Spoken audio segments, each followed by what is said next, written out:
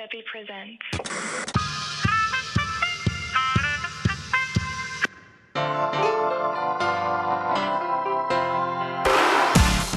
한시의 책갈피.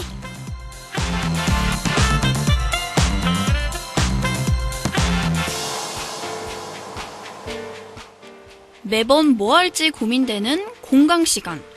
대부분 과제에 치여 과제로 채우지만 막상 시간이 비어버리면 뭐 할지 참 애매해져 버리죠. 그 시간을 채워드리겠습니다.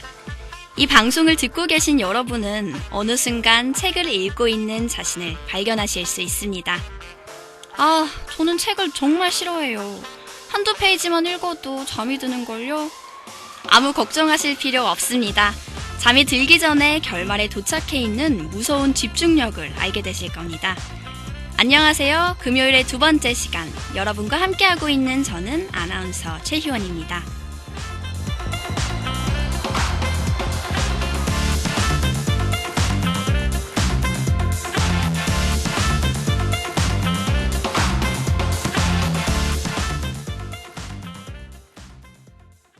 단국대학교 방송국 DKBS에서 제59기 수습국원을 모집합니다.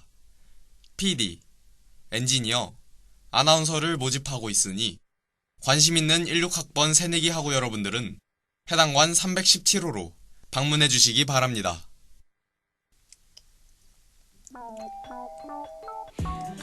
안녕, 어서들 와. 너랑 나랑 만드는 달콤한 방송. 놀러와, 해당관 317호. 수습국원 지원할래?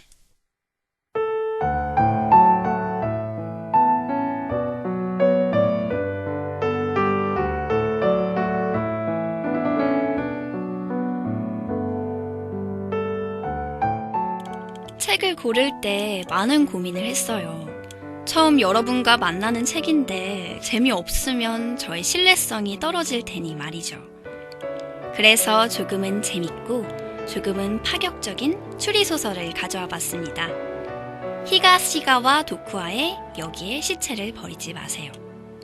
아무래도 추리소설이니 긴장감을 가져가는 건 필수겠죠?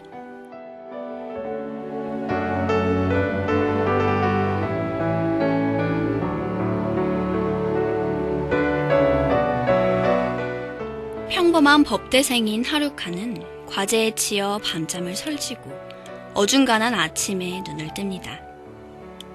평소와 다름없이 주방에 가서 물을 떠먹던 하루카는 불현듯 인기척을 느끼게 되죠. 이 시간에 누구지? 자신의 집에 누군가 있다는 생각에 불안해진 그녀는 자신을 보호할 수 있는 물건을 찾기 시작합니다.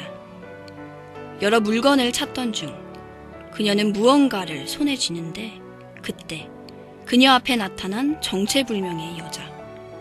알아들을 수 없는 말을 하며 그녀에게 다가오죠.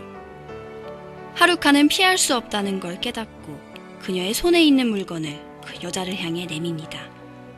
털썩 정체불명의 여자가 쓰러지고 하루카는 자신의 손에 들린 것이 과도임을 알게 됩니다. 이 상황이 너무 무서운 그녀는 과도를 던지고 그대로 집을 나와 신칸센에 올려탄 후 정체불명의 여자를 죽였다는 생각을 하며 아무에게도 말할 수 없는 두려움에 떨면서 자신의 언니인 가오리에게 전화를 겁니다.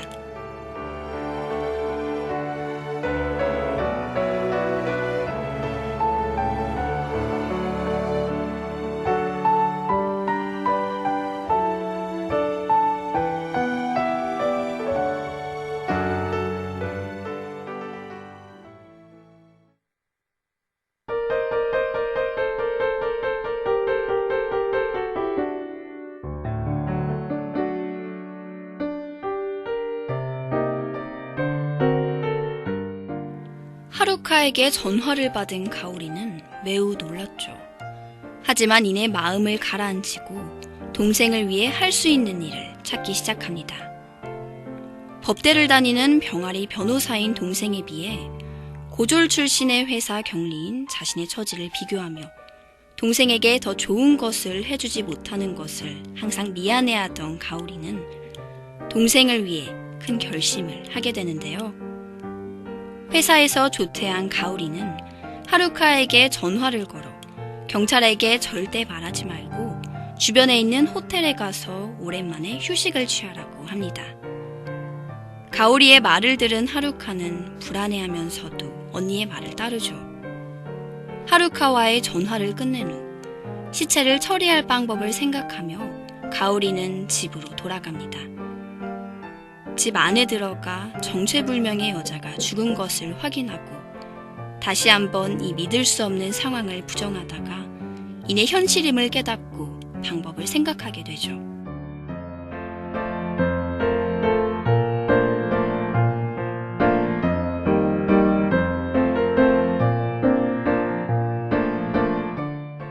그러다 문득 집 앞에서 보았던 트럭에 실려있던 콘트라 베이스 케이스를 생각해냅니다. 여자 한 명 정도는 충분히 들어갈 거야. 가오리는 행동에 옮기기로 합니다. 그렇게 트럭을 찾아 나가던 중 우연히 그 트럭에 가볍게 치인 가오리. 트럭의 주인인 바바는 황급히 내립니다. 가오리가 별로 다치지 않은 것을 확인한 뒤 바바는 합의를 제안하는데요. 이에 가오리는 자신이 바라는 것을 한 가지만 들어주면 아무 책임을 묻지 않겠다고 합니다. 바바는 꺼림칙하지만 사고보다는 나을 것 같다는 생각에 가오리에게 무엇을 바라느냐 묻죠. 콘트라베이스 케이스를 빌려주세요. 거기에 담아서 옮겨야 할 것이 있어요. 당연히 악기라고 생각한 바바는 흔쾌히 수락하고 그들은 케이스를 가지고 집 안으로 들어가게 됩니다.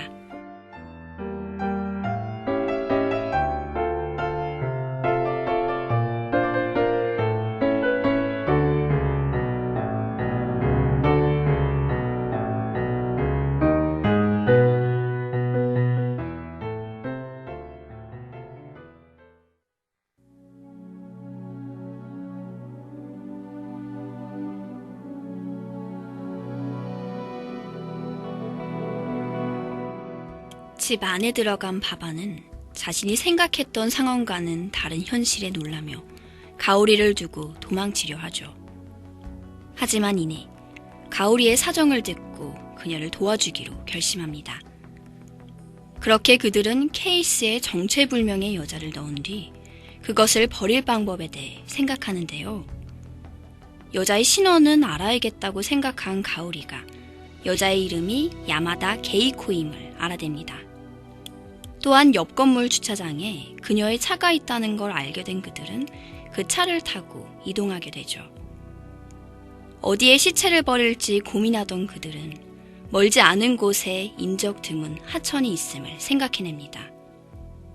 날이 어둑어둑해질 때쯤 하천에 도착한 그들은 장소를 물색하는데요. 이런저런 방해꾼들로 인해 실패하고 맙니다. 그때 바바가 멀지 않은 곳에 산이 있음을 깨닫고 가오리에게 산속 연못에 버리자고 제안합니다.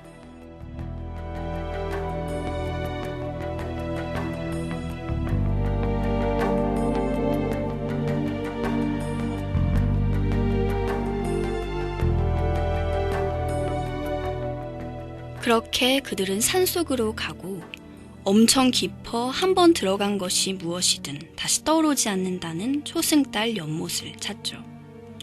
시체와 차를 모두 처리하기 위해 차에 게이코를 넣은 뒤 차를 연못에 빠뜨리는 그들. 하지만 그들은 곧 자신들의 잘못을 깨닫습니다. 바로 돌아갈 차가 없어진 것이죠. 이미 해가 져버려 주변에 보이는 것이 없는 상황. 그들은 혹시 모를 집을 찾기 시작합니다.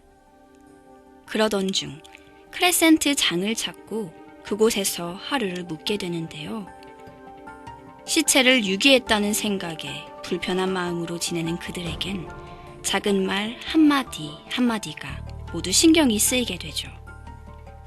이때 크레센트 장에 탐정 우카이가 나타납니다. 우카이는 바바에게 야마다 게이코를 아냐고 물어보는데요. 너무 놀란 바바는 계단에서 떨어져 구르게 됩니다. 일단 모르는 척을 했지만 우카이가 탐정임을 모르는 바바는 왜 그가 그 여자를 알고 있는지, 왜 자신에게 물어보았는지 모두 불안하기만 합니다.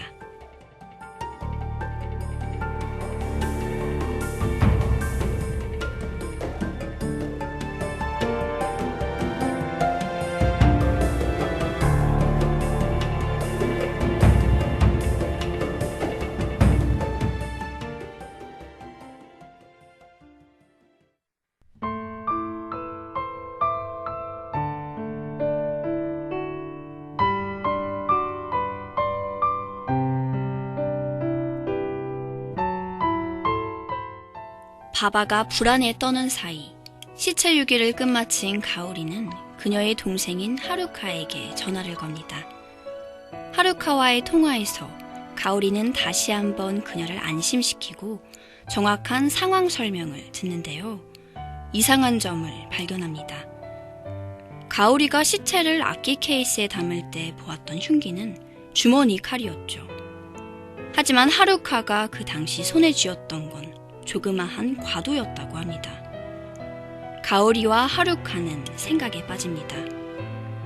이내 하루카는 자신이 게이코를 죽인 게 아니라며 자신은 죄가 없다고 기뻐하면서 어서 경찰에게 이 사실을 알려야 한다고 하죠. 하지만 가오리는 마냥 기뻐할 수 없습니다. 하루카의 죄와 상관없이 자신은 이미 시체 유기죄가 성립되기 때문이죠. 또한 그녀 자신만이 아니라 자신을 도와준 바바 또한 공범이 됩니다. 일이 복잡해질 것을 예감한 가오리는 일단 동생에게 경찰에게 이야기하지 말고 이 일은 자신이 적당한 때를 봐서 해결할 테니 오랜만에 조금 더 쉬라고 이야기합니다. 전화를 끊은 뒤 가오리는 깊은 생각에 잠기게 됩니다.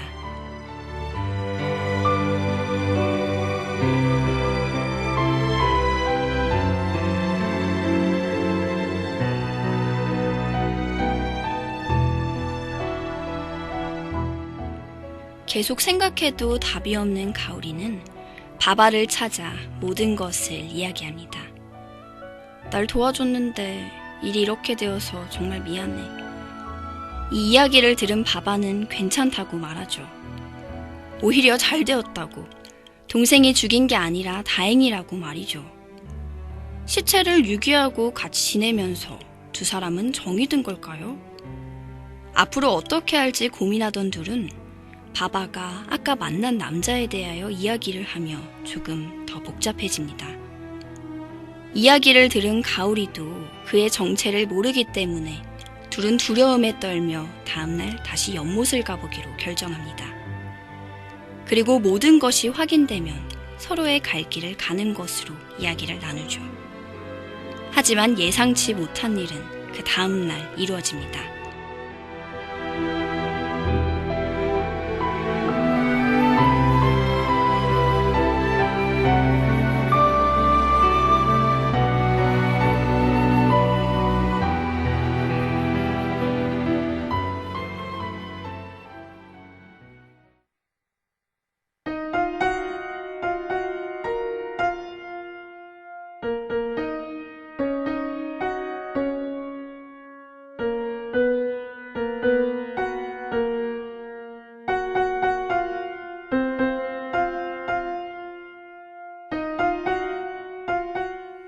다음날 크레센트장의 주인에게 정확한 연못의 위치를 물어본 그들은 연못을 향해 가기 시작합니다.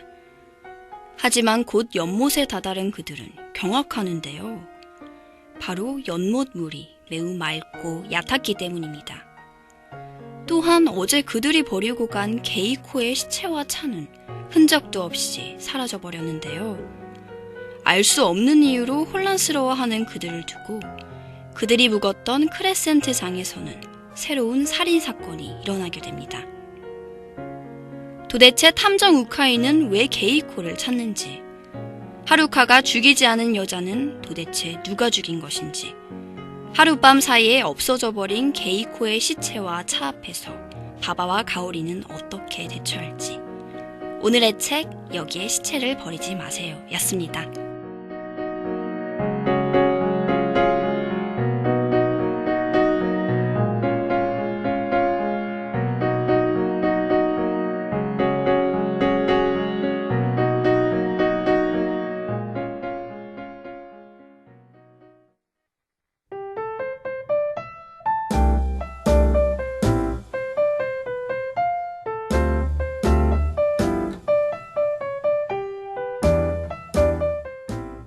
책의 처음 하루카가 정체불명의 여자를 만날 때까지만 해도 주인공은 하루카인 줄 알았습니다.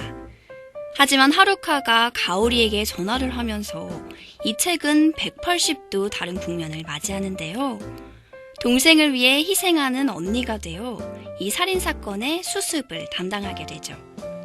그 과정에서 여느 추리소설처럼 쫀쫀한 긴장감을 내내 가져가는 것이 아니라 중간중간 성격이 뚜렷한 인물의 등장으로 독자에게 잠시 동안 숨을 쉬어갈 여유도 줍니다.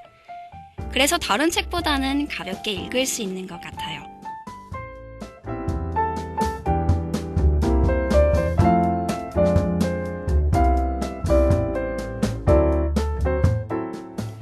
제가 책을 다 읽고 알게 된 사실이 하나 있습니다. 바로 초승달을 영어로 하면 크레센트라는 것인데요. 초승달 연못과 크레센트 장. 역시 추리소설, 이름 하나도 그냥 짓지 않네요.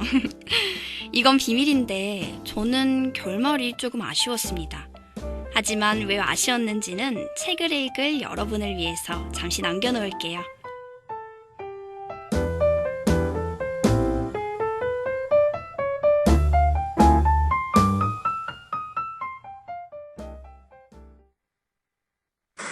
Sebi presents.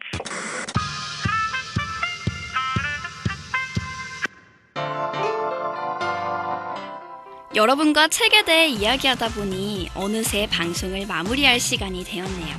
하지만 할 말이 조금 남은 관계로 한마디만 더 할게요. 저희 단국대학교 방송국 DKBS에서 9월 한 달간 3차 수습국원 모집을 진행하고 있습니다. 모집 부서는 프로듀서, 아나운서, 엔지니어가 있는데요. 프로듀서는 방송 원고를 작성하며 연출을 책임지고 엔지니어는 방송 중엔 음향, 그 외에는 촬영과 편집을 담당하게 됩니다. 아나운서는 방송을 맡아 진행하고 라디오 드라마나 영상에서 연기를 합니다. 방송에 관심 있는 16학번 새내기 분들이라면 8005-2428번으로 전화해 주시거나 해당관 317호로 오셔서 자유롭게 지원해 주세요.